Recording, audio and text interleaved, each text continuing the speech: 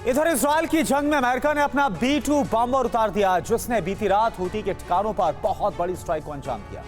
हमलों में हूती के 5 हथियार डिपो तबाह हो गए। ये सभी हथियार डिपो अंडरग्राउंड बनाए गए थे। यमन में ऐसा पहली बार है जब अमेरिका ने अपने B-2 बॉम्बर्स का इस्तेमाल किया। ये माना जा रहा है कि इससे अरब की आग और ज्यादा भड़क सकती है। दरअसल हूती हमलों से आग बबूला है। उसने साफ कर दिया है कि अमेरिकी हमलों का परिणाम उसे और उसके मित्र देशों को भुगतना पड़ेगा और ये बहुत जल्द होगा। 16 अक्टूबर की रात यमन में धमाकों की रात थी।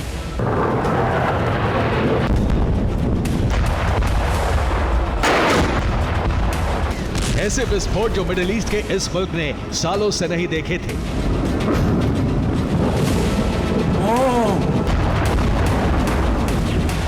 इन धमाकों के प्रायोजक थे अमेरिका के राष्ट्रपति जो बाइडेन, जिनकी हरी झंडी के बाद अमेरिकी वायुसेना ने यमन की राजधानी सना और सादा के आसपास जबरदस्त बमबारी की।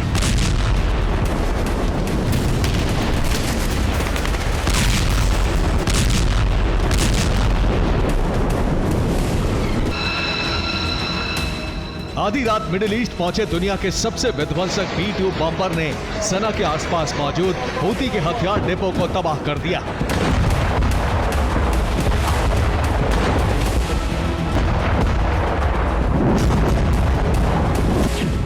अमेरिका ने 6 B-2 बॉम्बर से यमन पर स्ट्राइक की। यमन में हूती के 15 ठिकानों को टारगेट किया गया। 6 हमले सना में किए गए जबकि 9 हमले सादा में किए गए। हमले में हूती के 5 अंडरग्राउंड हथियार डिपो तबाह कर दिए गए। ये सभी डिपो सना के पास मौजूद थे।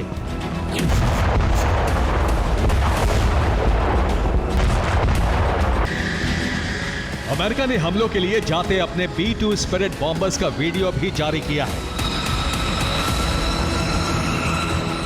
हालांकि अभी तक यह साफ नहीं है कि यमन में तबाही मचाने वाले बॉम्बर्स ने टेक ऑफ कहां से किया था।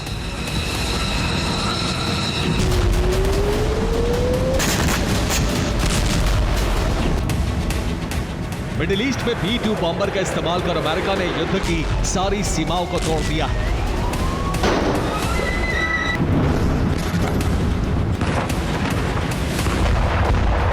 क्योंकि ऐसा पहली बार है जब यूएस ने यमन में हूती विद्रोहियों के अंडरग्राउंड ठिकानों पर अपने सबसे घातक बम वर्षक विमानों का इस्तेमाल किया है।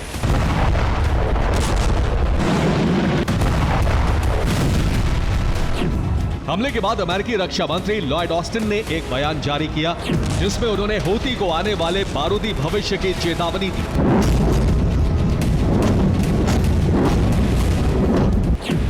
लॉयड ऑस्टिन ने कहा, हमने हूती के अंडरग्राउंड ठिकानों को निशाना बनाया है, जिसमें उसके कई घातक हथियार मौजूद थे।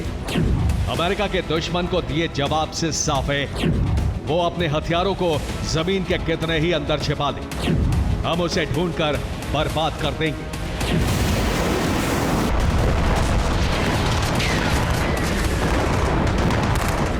बीते 1 साल से मिडिल ईस्ट चल रहा है, लेकिन अभी तक अमेरिका शांति की बात करता आ रहा था। इजराइल और उसके दुश्मनों में युद्ध की आग भड़कने से रोकने की कोशिश कर रहा था। ऐसे में सवाल है कि अचानक उसने हूती पर हमले का फैसला क्यों लिया, वो भी उस B-2 बॉम्बर से जो 2017 के बाद से अमेरिकी बेस पर खामोश खड़ा था।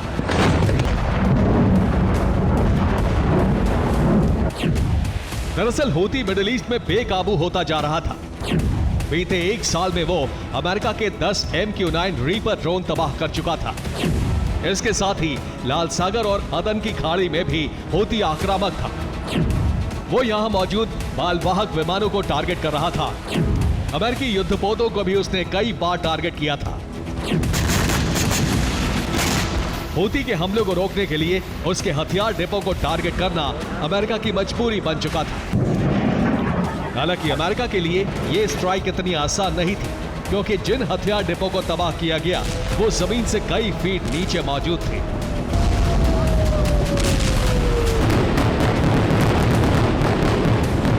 दरअसल हूती ने सना शहर के आसपास मौजूद हथियार डिपो अंडरग्राउंड बनाए।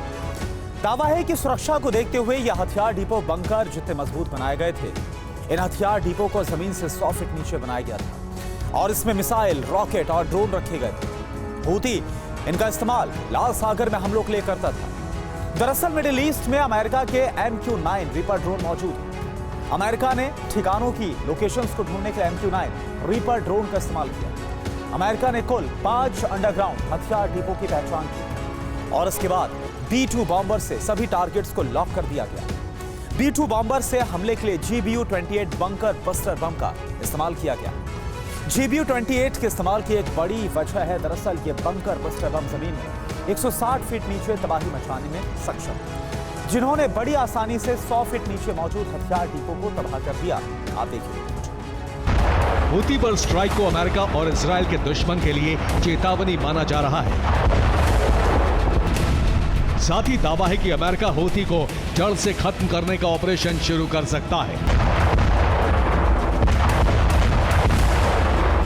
इसीलिए उसने 8 साल बाद B-2 बॉम्बर से शक्ति प्रदर्शन किया है।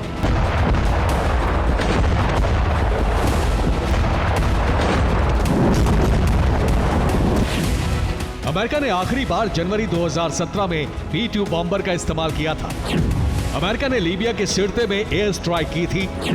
ये हमले ISIS के ट्रेनिंग कैंप पर किए गए थे। अब 8 साल बाद अमेरिका ने B-2 बॉम्बर से किसी देश की जमीन पर बमबारी की है।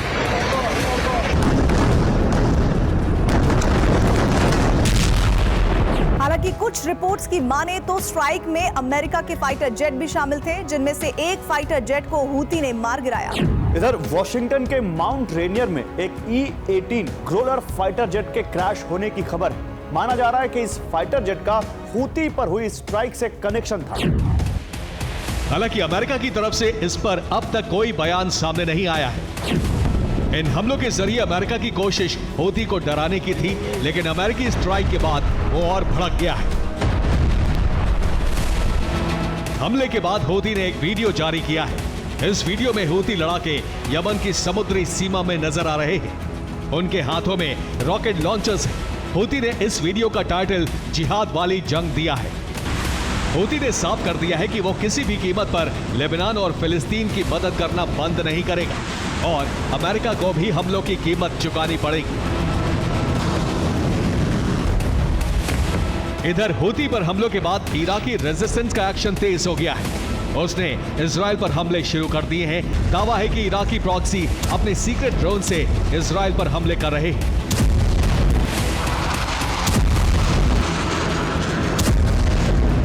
साफ है अमेरिका के हमले ने बारूद के ढेर पर बैठे मिडिल ईस्ट में आग भड़काने वाला काम किया है, जिसका भविष्य में दुनिया को गंभीर अंजाम भुगतना पड़ सकता है। Bureau report, TV9, Bharatvarsh.